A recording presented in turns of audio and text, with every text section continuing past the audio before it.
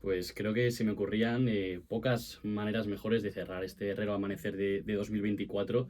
Tenemos hoy aquí una persona muy especial que viene a presentar su libro. He estado pensando en maneras de presentarle y precisamente en la contraportada de su libro viene creo que la mejor y la más simple manera. Ahora le preguntaremos si a él Sí, le me parece gusta, sí, bien. sí. Es la figura más respetada de la nueva jornada de periodistas deportivos. Miguel Quintana, buenos días, ¿qué tal? ¿Qué tal, chicos? ¿Cómo estáis? Bueno, a ver, Buenos días, Miguel. a mí estas cosas me dan un poquito de vergüenza, me ruborizan. Evidentemente la contraportada no es cosa del autor, sino Bueno, es lo que se dice. de la editorial, pero bueno, eso lo tendréis que valorar vosotros. Pues yo creo que lo valora la gente, ha tenido buena acogida el libro. Sí, desde luego que sí, y siempre siento que mi trabajo es bien acogido, respetado, con cariño ya desde hace mucho tiempo. Está muy bien eso, sobre todo en los tiempos que vivimos, y la verdad es que yo me siento muy satisfecho. ¿Por qué escribir el libro? ¿Cuándo llegó esa decisión? Y sobre todo, ¿por qué ahora? Bueno, yo ya había recibido varias ofertas o varios tanteos de varias editoriales para escribir un libro de fútbol, ¿no? Lo típico, lo clásico, pero no me veía con una historia, no me veía con la necesidad de escribir un libro. Creo que en el sector de lo que es librería deportiva nadie escribe un libro para ganar dinero, sino simplemente porque quiere, porque lo necesita, porque es su objetivo. En mi caso no lo necesité hasta estar en una presentación de otro libro de Felipe del Campo, que en ese momento no era mi director, pero es el director de Radio Marca, y que presentó su libro junto a Alfredo Relaño, que tenía un poquito el cartel de El pasado de la profesión, que suena un poquito también feo, pero bueno, esto fue cosa de Felipe del Campo. El presente, que era Josep Pedrerol, y a mí me catalogó como el futuro, ¿no? Entonces, escuchando esa presentación y escuchando a Alfredo y a Josep con historias de lo más variopintas, yo notaba que ellos habían crecido, se habían desarrollado y habían llegado a un periodismo con el que yo no me topé, no me encontré cuando empecé, y creo que nuestra generación, que está acostumbrada a que hablen mucho de ella, pero que no suele tener mucha voz ni mucho altavoz para contar los problemas que ha tenido o que sigue teniendo, pues merecía una historia con, de momento, final feliz, pero con muchas pruebas y muchos retos por el camino. Diario de un periodista deportivo, se titula el libro, así se titulaba uno de tus proyectos iniciales. En él hablas también un poco una crítica al periodismo, la carrera sobre todo. No la acabaste, ¿por qué? ¿Y qué crees que falla en la carrera de periodismo deportivo? Bueno, de periodismo. Por la misma razón por la que no la acabé, para mí no me estaba formando como periodista. Yo entiendo que la carrera tiene que ser para prepararte para, evidentemente, el mundo laboral. No debe ser todo tan enfocado a eso. También creo que tiene que desarrollarte, ¿no? Y tienes que vivir una experiencia como esa, pero realmente yo no estaba siendo mejor periodista. Y yo, que empecé la carrera en 2008 con la crisis, veía cómo cada redacción hacía un ERE, se cerraban medios de comunicación, y yo estaba en la Complutense con 800, 900 potenciales licenciados. Y digo, si a mí no me está formando esto, si yo no estoy acercándome a ser mejor profesional, ¿cómo luego el día de mañana, en un sector que está quemando puestos de trabajo, voy a conseguir trabajar? No me salían las cuentas. Entonces decidí seguir formándome por mi cuenta. Defiendo mucho, evidentemente, la autocrítica y los procesos de autoformación. Soy autodidacta. Y en ese sentido he aprendido mucho de los proyectos en los que he estado y de las personas que me han acompañado. Entonces, desde fuera y como un outsider, he logrado llegar a los medios de comunicación tradicionales porque también eran un reto para mí, y en todo ese proceso he tenido una mirada crítica que quería también plasmar en el libro ahora que estoy dentro. Porque cuando estás fuera o cuando te has salido es muy fácil. Ahora cuando estás dentro es cuando creo que te sientes legitimado para criticar ciertas cosas. Ojo, crítica siempre se asume desde un punto de vista negativo, pero no tiene por qué ser todo algo negativo. Simplemente es una mirada crítica a nuestra profesión desde diferentes puntos de vista. ¿Te costó dejar la carrera? Para nada. Es verdad que a mi alrededor le costó entenderlo, porque además yo la dejé en cuarto. La dejé en cuarto de 5 años. Me quedaban pocos créditos. Tampoco es la decisión más simple y fácil de defender. De hecho, yo, el argumento, y lo cuento en el libro, era: creedme, confiad en mí, no soy imbécil. Era un argumento también que podía caer por su propio peso, porque simplemente era un confía, sé lo que estoy haciendo. Y yo, hay una frase de Juan Malillo que me gusta mucho y que sirve para este mundo tan incierto en muchos sentidos, de acceso laboral complejo y sobre todo en nuestro sector. Juan Malillo decía que a veces lo más arriesgado es no arriesgar. Así que como no quiero asumir riesgos, arriesgaré.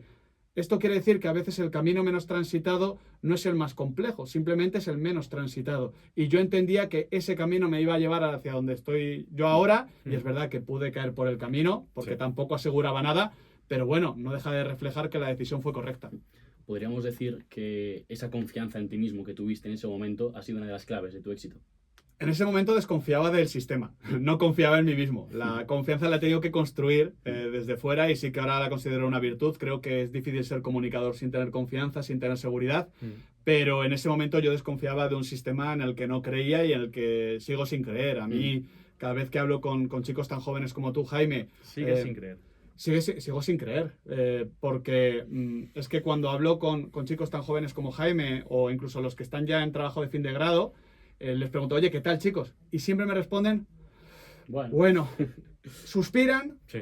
y dicen, bueno, creo que no hace falta más, entonces creo que la carrera no forma como debería, creo que acceder al sector es complicado, creo que también el hecho de que en muchos medios de comunicación el máster sea una condición sine qua non para acceder a la becaría es una nueva barrera socioeconómica para privar de esa meritocracia, entre comillas, a la que debemos aspirar. Entonces, no creo en el sistema y no voy a creer por más que yo haya llegado y ahora mismo forme parte de él.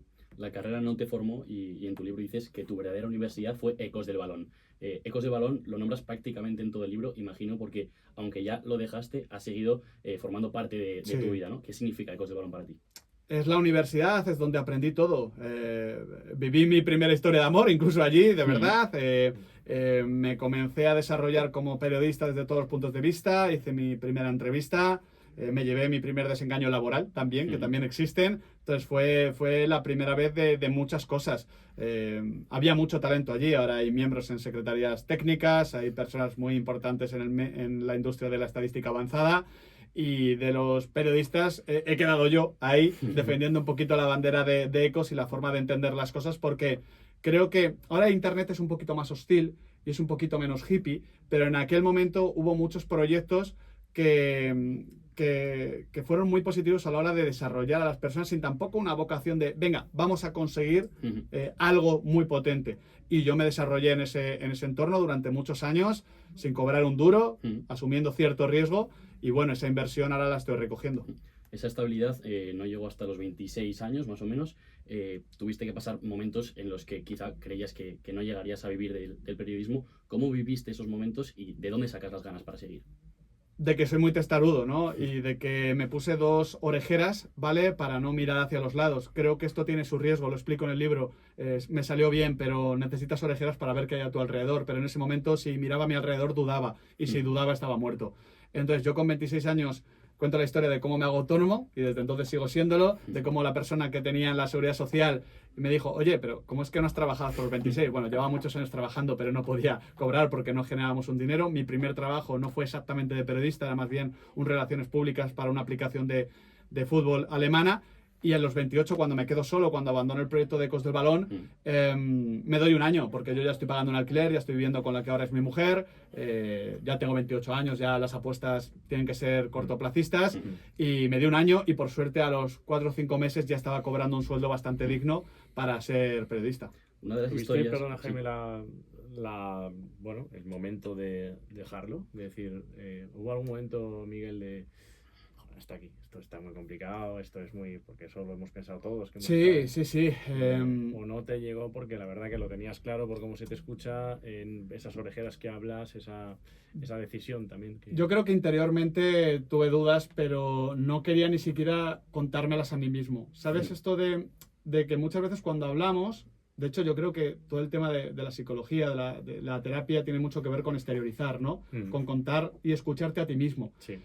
Yo no quería escucharme a mí mismo dudando, pero sí que creo que internamente hubo momentos de decir, pues no se va a dar. Y de hecho ahí cuando me doy un año a sabiendas de que lo normal es que no se dé. Pero tampoco me quise poner muchos planes alternativos para sentir que no había otra opción. O sea, quiero decir, cuando no tienes otra opción, para mí eso fue como... cuando no tienes otra opción, cuando es eso o no es nada, pones de verdad la carne en el asador. Yo creo que cuando hablo con los chicos jóvenes y en la carrera, les intento diferenciar entre ¿quieres ser periodista o anhelas ser periodista? Porque el anhelo implica una necesidad, implica una determinación que tienes que tener para conseguirlo, que no basta con el querer. Yo quiero muchas cosas, pero de verdad, o sea, yo por ejemplo, yo voy al gimnasio y me gustaría estar más fuerte, pero no lo anhelo. Entonces, pues no me motiva, pues si puedo ir, voy, si no, no voy. No, no vas. Sin embargo, con el periodismo lo anhelaba y lo he conseguido. En el libro hay una historia que me ha gustado particularmente, que es cuando estabas por las noches en esos inicios grabando tus primeros vídeos, tu abuela te escuchaba desde la otra habitación y te decía, qué bien lo haces. Imagino que el apoyo de tu abuela y de tu madre en esos momentos también fue muy importante. Absolutamente. Yo la confianza que siento en mí mismo es confianza de abuela. Confianza absolutamente yo decía sin motivos, ¿no? Confiaba porque era mi abuela, pero esa confianza me dio mucho. Y es algo que por desgracia creo que solo entendí cuando falleció. Porque, bueno, son momentos como muy vívidos, donde miras a tu alrededor, piensas, hablas con tu familia.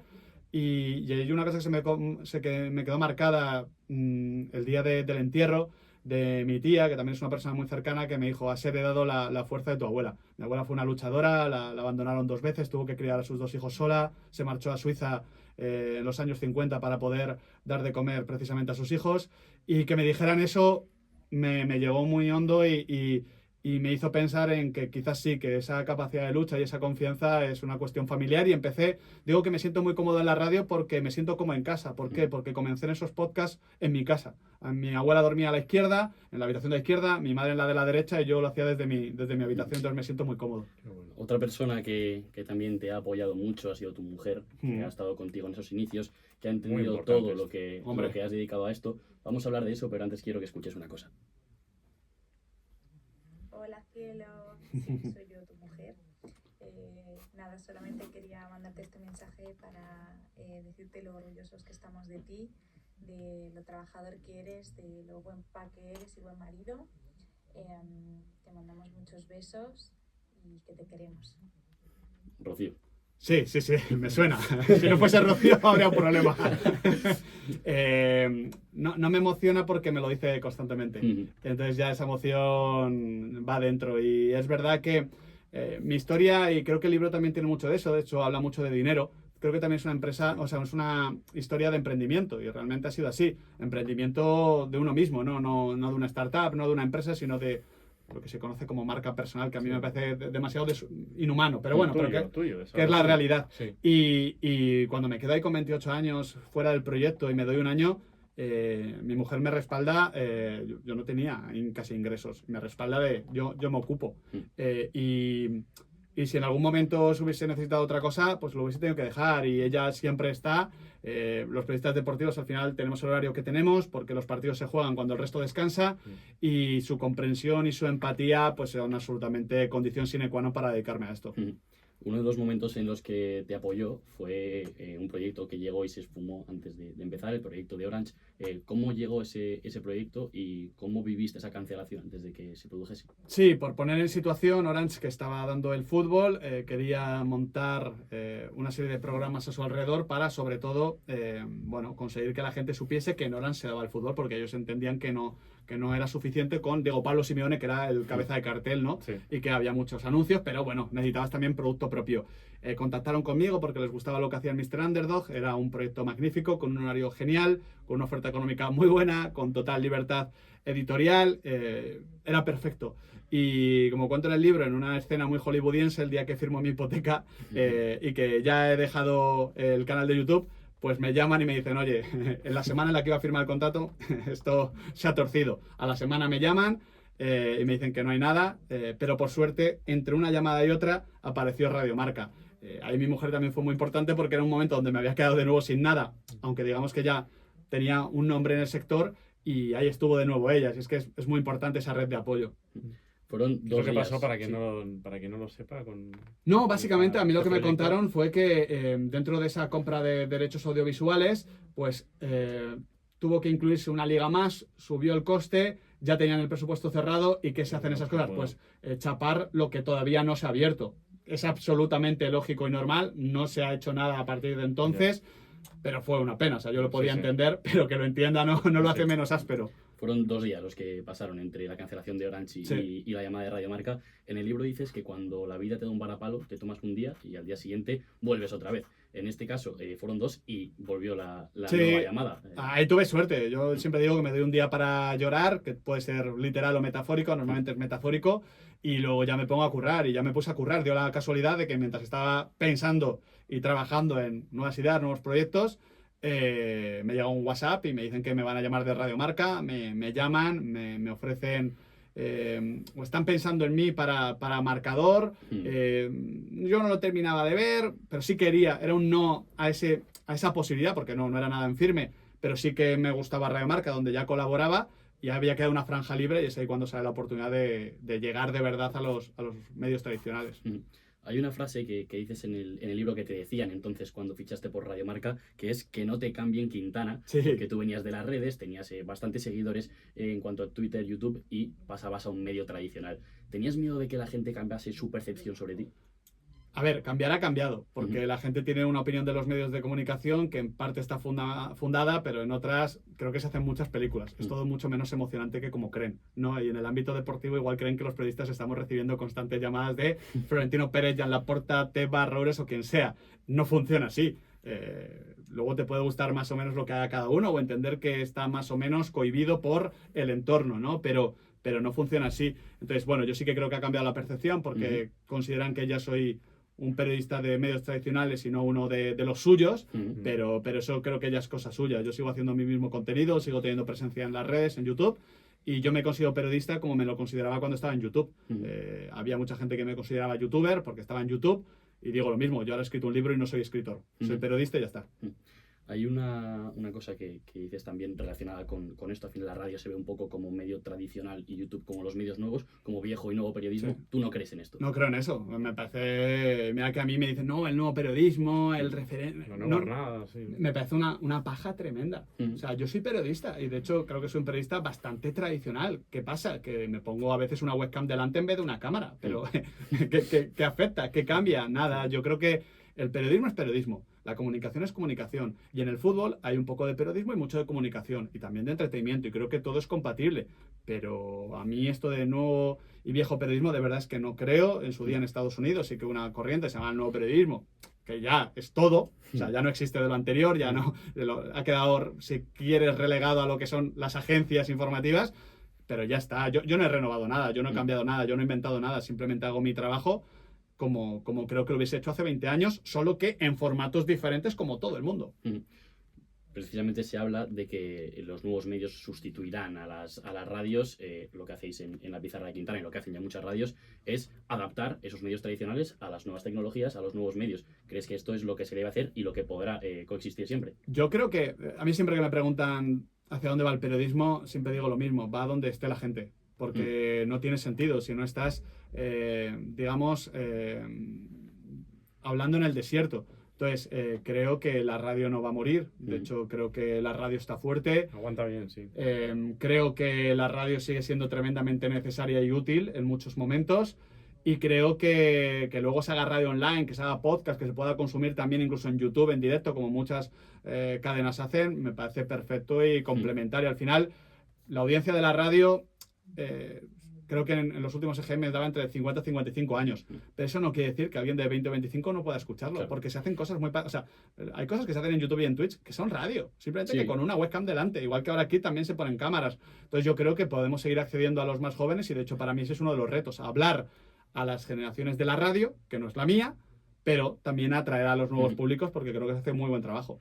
Después de Radio Marca llegaría el post de DAZN, lo presentabas tú, un proyecto muy ilusionante que decidiste dejar por tu paternidad. ¿Cómo fue esa experiencia y cómo fue la decisión de dejarlo? Fue muy disfrutable, fue muy bonito estar ahí donde pasan las cosas, ¿no? Porque precisamente yo venía de internet, de mi habitación, ¿no? Y es verdad que el periodismo hay que salir y hay que estar ahí, ¿no? Y es verdad que hay muchas cosas que se pueden hacer desde la habitación, pero hay otras que no. Entonces me sentí partícipe, como quien dice, del circo. Y eso es muy bonito porque yo había estado al otro lado de la pantalla durante muchos años. Fue una aventura, aprendí mucho, me divertí mucho, sobre todo la segunda temporada, en la que ya consideraba que había aprendido mínimamente. Y tuve que dejarlo porque básicamente no era compatible mi agenda laboral presentando el post con el tipo de padre que yo quiero ser Ujú. y lo tuve muy claro también. ¿Cuál es el tipo de padre que quieres ser? Un padre presente, un padre que no se pierda nada, un padre que si tiene que decir que no a algo, se lo diga al trabajo. Evidentemente va a haber momentos donde, oye, pues igual hay una Eurocopa Mundial, pues mi hijo nació el 8 de julio, pues algún cumpleaños igual me Sí. pierdo. Mm. Pero que esté ahí, porque yo como cuento en el libro, es un libro también bastante personal en ese sentido, para que la gente entienda por qué pienso lo que pienso, yo no tuve un padre. Entonces yo desde el principio pues intenta sobrecompensar de esa manera. Y a mí me encanta mi profesión, pero a mí lo que me encanta es llegar a casa y estar con mi crío, estar con mi mujer y hacerlo compatible, porque yo no quiero luego tampoco arrepentirme, ¿no? Y hablando con algún periodista que ya es padre, además padre de... Eso se ha leído mucho en las entrevistas de Iñaco y Díaz Guerra en El Mundo. Sí, por La ejemplo. mayoría lo dicen. Y es verdad, yo coincido contigo. Y, La familia es... y me han escrito algunos que se han arrepentido. Mucho. Y no quiero arrepentirme. Y ojo, yo luego tengo que poder serlo, ¿no? Y demostrarlo Sí. y demás, pero al menos de primeras yo quiero darme ese ¿Qué tiempo. estás? Claro. ¿Qué has estado? Ahora que Hugo Quintana ya está aquí en el mundo, si en unos años te dice que quiere ser periodista, ¿qué le dirías? Que lo tiene que tener muy claro, Mm. como le digo a cualquiera, lo tiene que tener muy claro. Si yo no lo tenía cuando entré, o sea, yo ahí no soy ejemplo de nada, fue por descarte. Pero si entras sin tenerlo claro, si entras sin necesitarlo, si entras sin anhelarlo, como te iba a decir antes, lo normal es que te quedes por el camino. Yo evidentemente le apoyaré en lo que pueda, Mm. yo evidentemente le ayudaré en lo que pueda, no tendré ningún problema en ello, pero tiene que tenerlo muy claro porque esta profesión no está para ser elegida por descarte. Mm. E insisto, en cierta manera yo la elegí por descarte, pero creo que tuve mucha suerte. ¿Qué es lo que más y lo que menos te gusta del periodismo deportivo actual? Lo que más me gusta es que no ha perdido en generalmente ni la pasión ni las ganas de entretener, porque creo que el fútbol es un juego. Yo lo trato de forma muy analítica y muy rigurosa, pero es un juego, ya está. Está para hacernos pasarlo mejor y, oye, también para pasarlo mal, porque a veces esa tristeza también es necesaria. Sentir, ¿no? Lo contrario de la felicidad no es la tristeza, es la indiferencia, el no sentir nada. Eso es la verdadera depresión. Y creo que el fútbol nos ayuda mucho en eso y que los medios de comunicación seguimos alegrándole la vida, ¿no? Y acompañando a mucha gente. Lo negativo es que creo que precisamente se tira demasiado del sensacionalismo y que creo que se puede seguir contagiando pasión y despertando sentimientos sin tú formar parte de los mismos, ¿no? Y creo que a veces somos demasiado protagonistas. Creo que a veces hablamos con la bufanda en la cara, que decimos lo que la gente quiere escuchar y creo que eso no es periodismo. Entonces, de hecho, yo es que soy de los que creen que en el periodismo deportivo hay poco periodismo, también en el otro, y creo que por ahí empieza todo. Yo eso lo digo mucho en el programa y en las distintas secciones que tenemos, también en Disidencia, que al final gente como Miguel hace mejor sociedad. Eso porque es. estás dando contenido de valor. Yo creo que es una forma de respetar al receptor también. Ujú. No quiero señalar ni decir ni hablar de nadie en concreto, pero al final al oyente también hay que respetarle, hay que ofrecerle buen producto, ¿no? Yo creo totalmente en eso y en no engañarle y en no tomarle como bueno, tonto. eso por supuesto, pero ofrecerle un producto vago, simple, Y hacerle partícipe. Eso yo creo que no enseña, no aporta, ¿no? Gracias, Jaime. Como decía al Que despide a principio, nuestro gran invitado. la mejor forma de poder cerrar el año. Miguel Quintana, muchísimas gracias por estar en Herrero al Amanecer. Muchísimas gracias, chicos. Muchas gracias, Miguel. Un placer.